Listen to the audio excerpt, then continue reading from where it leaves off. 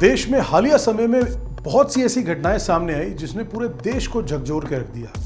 लगातार ऐसे मामले सामने आ रहे हैं कि जहां पर कहीं पति ने किसी के साथ मिलकर पत्नी की हत्या करवा दी, कहीं पत्नी ने अपने प्रेमी के साथ मिलकर पति की हत्या करवा दी, और उसके अलावा बहुत से ऐसे मामले सामने आए जहां कहीं पर लड़का और लड़की के बीच में प्रेम प्रसंग था और वहीं कुछ ऐसा मामला हुआ कि जिसके चलते एक व्यक्ति ने दूसरे की हत्या करवा दी।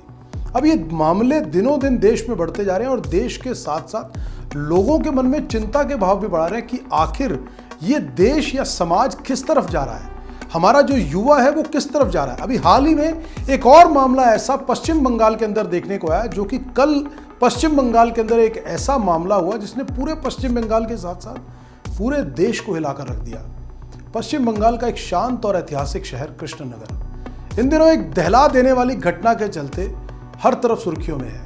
यहां रविवार देर शाम एक कॉलेज की छात्रा को उसके ही घर में घुसकर बेरहमी से उसकी हत्या कर दी जाती है। मृतका की पहचान इशिता मलिक के रूप में हुई है, जो कि एक होनहार छात्रा मानी जाती थी और मेडिकल प्रवेश परीक्षा नीट की तैयारी कर रही थी। घटना ने न केवल कृष्णनगर पुलिस बल्कि पूरी नदिया जिले में सनसनी फैला दी है।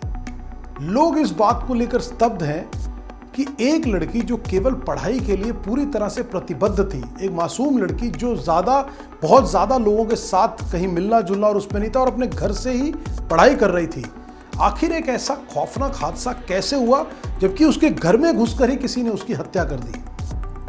पुलिस ने इस मामले में हत्या का मुकदमा दर्ज जांच तो शुरू कर दी है और शुरुआती सुरागों के आधार पर एक संदिग्ध की तलाश में भी लगातार दबिशें दी जा रही हैं।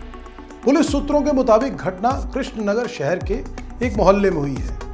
रविवार को देर शाम एक अज्ञात व्यक्ति एक घर में घुसता है। उसने सीधे घर में घुसकर इशिता के ऊपर बड़े नजदीकी से गोली चलाई। गोली लगते ही वह लहूलुहान होकर जमीन पर गिर पड़ी। परिजनों ने तुरंत शोर मचाया, आस पड़ोस के लोग इकट्ठे हुए, लेकिन तब तक आरोपी फरार हो चुका था। घटना की सूचना मिलते ही स्थानीय लोग मौके पर पहुंचे और फिर पुलिस को खबर दी गई। इशिता को अस्पताल ले आया गया, लेकिन जब तक वो अस्पताल लेकर पहुंचते डॉक्टरों ने उसे चेक करने के बाद बताया और मृत घोषित कर दिया। जांच में सामने आया कि मृतिका और आरोपी पहले से एक दूसरे को जानते थे। पुलिस ने शुरुआती पड़ताल में पाया कि दोनों के बीच पहले से दोस्ती थी, फिर संबंध थे, और सूत्र बताते हैं कि संदिग्ध युवक की पहचान कांचरापाड़ा का रहने वाला बताया जा रहा है। यहीं पर पढ़ाई के दौरान उसकी मुलाकात इशिता से हुई। दोनों कुछ समय तक करीबी रिश्ते में रहे। साल 2023 में इशिता ने उससे किसी कारणों से दूरी बना ली और लगभग बातचीत करना पूरी तरह से बंद कर दिया। पुलिस का मानना है कि शायद यही विवाद इस हत्याकांड की सबसे बड़ी जड़ हो सकता है या कारण हो सकता है। आरोपी संभवतः इस दूरी को बर्दाश्त ना कर पाया और उसने नाराजगी के चलते हुए या गुस्से के चलते हुए यह कदम उठाया। 18 वर्षीय इशिता मलिक बेहद होनहार और महत्वाकांक्षी छात्रा मानी जाती थी। 2023 में उसे कृष्णनगर के ही विक्टोरिया कॉलेज में दाखिला भी मिल गया था। हालांकि उसने कॉलेज ज्वाइन नहीं किया, बल्कि अपना पूरा ध्यान मेडिकल प्रवेश परीक्षा नीट की तैयारी पर केंद्रित कर दिया था। और परिवार वालों का कहना है कि डॉक्टर बनकर समाज की सेवा करना चाहती थी इशिता, लेकिन उसका ये सपना और उसके परिवार का ये सपना अधूरा रह गया।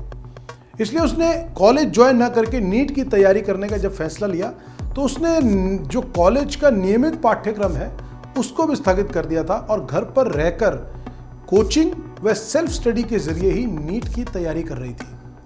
अब इस निर्मम हत्या की खबर मिलते ही पूरे मोहल्ले के साथ साथ उस पूरे इलाके में अफरा तफरी मच गई। स्थानीय लोगों ने बताया कि इशिता पढ़ाई लिखाई में हमेशा लगी रहती थी और कभी किसी विवाद से तो उसका दूर दूर तक नाता नहीं था, लेकिन उसकी इस तरह से अचानक हुई हत्या ने सबको हिलाकर रख दिया और लोगों को ये सोचने पर मजबूर कर दिया कि आखिर हमारा समाज जा कहाँ रहा है, हमारे युवा जा कहाँ रहे हैं। लोगों ने यहाँ आरोप लगाया कि अपराधियों को मनोबल इतना बढ़ गया है कि वे अब घरों में घुसकर भी वारदात को अंजाम देने से चूक नहीं रहे। यही वजह है कि इलाके में अब भयंकर डर का माहौल है और लोग कानून व्यवस्था को लेकर सवाल उठा रहे हैं।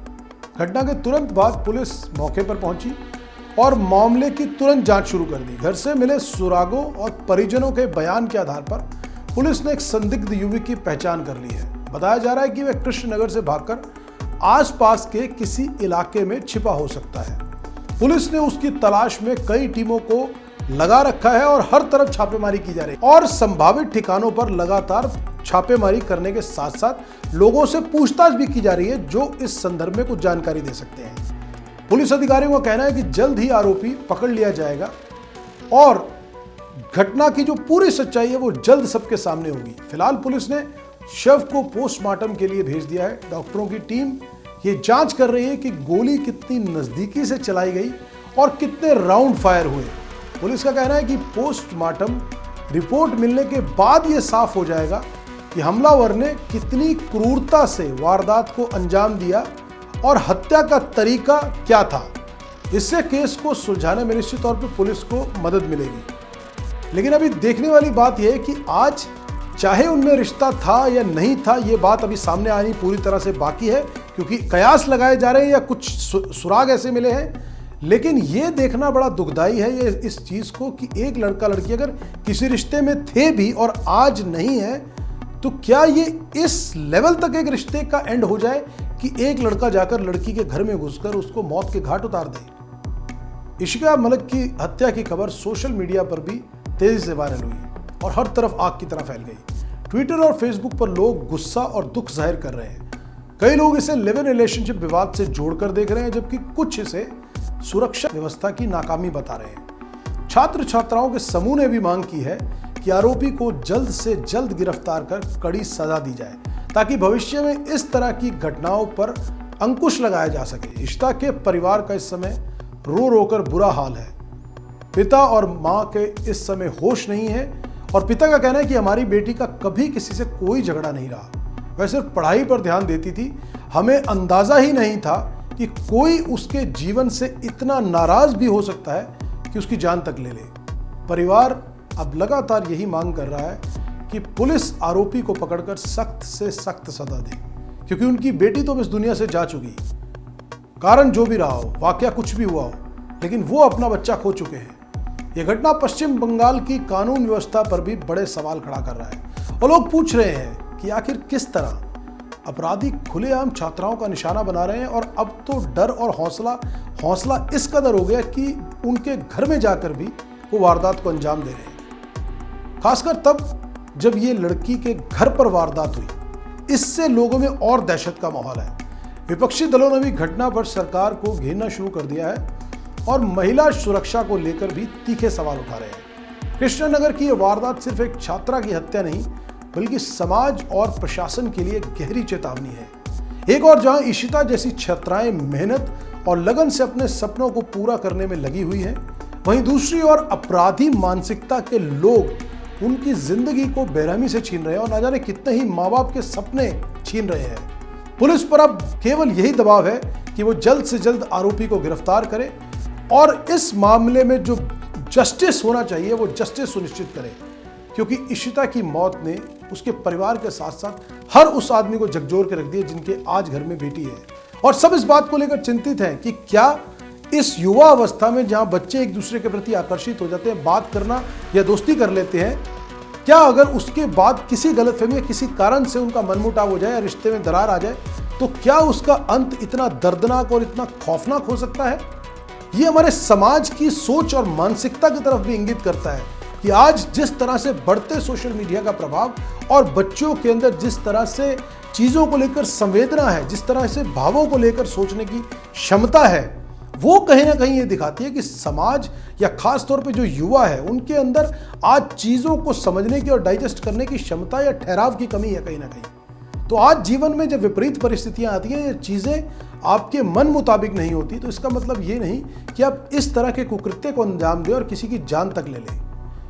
ये वारदात बड़े सवाल खड़ा करती है। हालांकि देश के अंदर पिछले कुछ समय से लगातार इस तरह की वारदातों में इजाफा हुआ है, लेकिन उम्मीद करते हैं कि समाज के साथ साथ सभी लोग इस बारे में जितनी जागरूकता हो सकता है फैलाएं और अपने बच्चों को भी जागरूक करें और शिक्षित करें कि अगर आप किसी के साथ इन्वॉल्व भी हैं और किसी कारणवश आपका रिश्ता टूटता है, तो कम से कम इस तरह की घिनौनी सोच को ना अपने दिमाग में आने दें। पुलिस अपना काम करे, प्रशासन अपना काम करे, लेकिन साथ ही साथ समाज को भी अपनी मूलभूत नैतिक जिम्मेवारी निभानी होगी। कहीं ना कहीं समाज के लोगों को, अपने बच्चों को भी हम सब लोगों को शिक्षित करना होगा और इस लायक बनाना होगा, इस भाव को समझने वाला बनाना होगा कि इस तरह की आपराधिक मानसिकता और सोच से दूर रह सके।